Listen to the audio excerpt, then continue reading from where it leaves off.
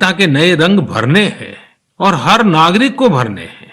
इस संदर्भ में मैं आप सबसे एक वेबसाइट देखने का आग्रह करता हूं, ekbharat.gov.in। इसमें नेशनल इंटीग्रेशन की हमारी मुहिम को आगे बढ़ाने के कई प्रयास दिखाई देंगे। इसका एक दिलचस्प कॉर्नर है आज का वाक्य। इस सेक्शन में हम हर रोज एक वाक्य को अलग अलग भाषाओं में कैसे बोलते हैं यह सीख सकते हैं। आप इस वेबसाइट के लिए कंट्रीब्यूट भी करें। जैसे हर राज्य और संस्कृति में अलग अलग खान पान होता है। ये व्यंजन स्थानीय स्तर के खास इंग्रेडिएंट्स यानी अनाज और मसालों से बनाए जाते हैं। क्या हम इन लोकल फूड की रेसिपी को लोकल इंग्रेडिएंट्स के नामों के साथ एक भारत श्रेष्ठ भारत वेबसाइट पर शेयर कर सकते हैं? यूनिटी और इम्यूनिटी को बढ़ाने के लिए इससे बेहतर तरीका और क्या हो सकता है? साथियों, इस महीने की 31 तारीख को मुझे केवड़िया में ऐतिहासिक स्टैच्यू ऑफ यूनिटी पर हो रहे कई कार्यक्रमों में शामिल होने का अवसर मिलेगा। आप लोग भी जरूर जुड़िएगा। मेरे प्यारे देशवासियों, 31 अक्टूबर को हम वाल्मीकि जयंती भी मनाएंगे। मैं महर्षि वाल्मीकि को नमन करता हूं और इस खास अवसर के लिए देशवासियों को हार्दिक शुभकामनाएं देता हूं। महर्षि वाल्मीकि के महान विचार करोड़ों लोगों को प्रेरित करते हैं, शक्ति प्रदान करते हैं। वे लाखों करोड़ों गरीबों और दलितों के लिए बहुत बड़ी उम्मीद है। उनके भीतर आशा और विश्वास का संचार करते हैं। वो कहते हैं, किसी भी मनुष्य की इच्छा शक्ति अगर उसके साथ हो तो वह कोई भी काम बड़ी आसानी से कर सकता है। यह इच्छा शक्ति ही है जो कई युवाओं को असाधारण कार्य करने की ताकत देती है। महर्षि वाल्मीकि ने सकारात्मक सोच पर बल दिया। उनके लिए सेवा और मानवीय गरिमा का स्थान सर्वोपरि है। महर्षि वाल्मीकि के आचार, विचार और आदर्श आज न्यू इंडिया के हमारे संकल्प के लिए प्रेरणा भी है और दिशा निर्देश भी है। हम महर्षि वाल्मीकि के प्रति सदैव कृतज्ञ रहेंगे कि उन्होंने आने वाली पीढ़ियों के मार्गदर्शन के लिए रामायण जैसे महाग्रंथ की रचना की। 31 अक्टूबर को भारत के पूर्व प्रधानमंत्री श्रीमती इंदिरा गांधी जी को हमने खो दिया। मैं आदरपूर्वक उनको श्रद्धांजलि देता हूं। मेरे प्यारे देशवासियों, आज कश्मीर का पुलवामा पूरे देश को पढ़ाने में महत्वपूर्ण भूमिका निभा रहा है।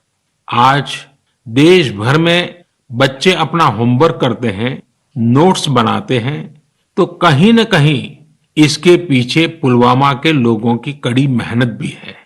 कश्मीर घाटी पूरे देश की करीब करीब 90% पेंसिल स्लेट लकड़ी की पट्टी की मांग को पूरा करती है और उसमें बहुत बड़ी हिस्सेदारी पुलवामा की है। एक समय में हम लोग विदेशों से पेंसिल के लिए लकड़ी मंगाते थे, लेकिन अब हमारा पुलवामा इस क्षेत्र से देश को आत्मनिर्भर बना रहा है। वास्तव में पुलवामा के ये पेंसिल स्लेट्स के बीच के गैप्स को कम कर रहे हैं। घाटी की चिनार की लकड़ी में हाई मॉइस्चर कंटेंट और सॉफ्टनेस होती है, जो पेंसिल के निर्माण के लिए उसे सबसे सुटेबल बनाती है। पुलवामा में उक्खू को पेंसिल विलेज के नाम से जाना जाता है। यहाँ पेंसिल स्लेट निर्माण की कई इकाइयां हैं जो रोजगार उपलब्ध करा रही है और इनमें काफी संख्या में महिलाएं काम करती हैं। साथियों, पुलवामा की अपनी यह पहचान तब स्थापित हुई है जब यहाँ के लोगों ने कुछ नया करने की ठानी, काम को लेकर रिस्क उठाया और खुद को उसके प्रति समर्पित कर दिया। ऐसे ही कर्मठ लोगों में से एक है मंजूर अहमद अलाई। पहले मंजूर भाई लकड़ी काटने वाले एक सामान्य मजदूर थे। मंजूर भाई कुछ नया करना चाहते थे ताकि उनके आने वाली पीढ़ियां गरीबी में न जिए। उन्होंने अपनी पुश्तैनी जमीन बेच दी और एप्पल वुडन बॉक्स यानी सेब रखने वाले लकड़ी के बक्से बनाने की यूनिट शुरू की। वे अपने छोटे से बिजनेस में जुटे हुए थे।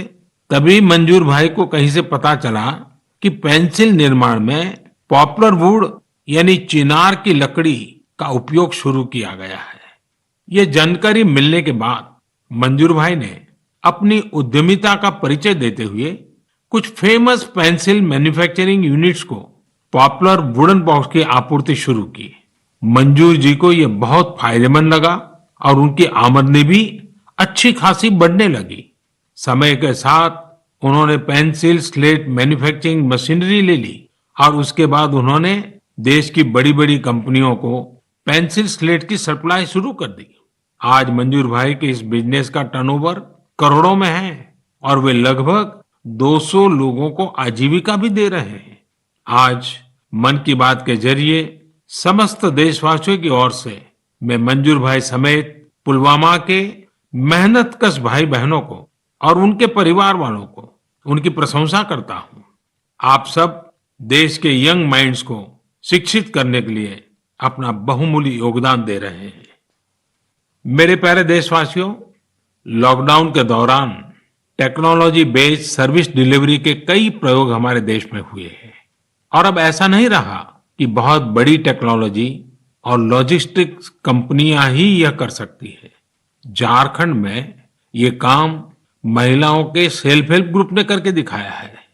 इन महिलाओं ने किसानों के खेतों से सब्जियां और फल लिए और सीधे घरों तक पहुंचाए।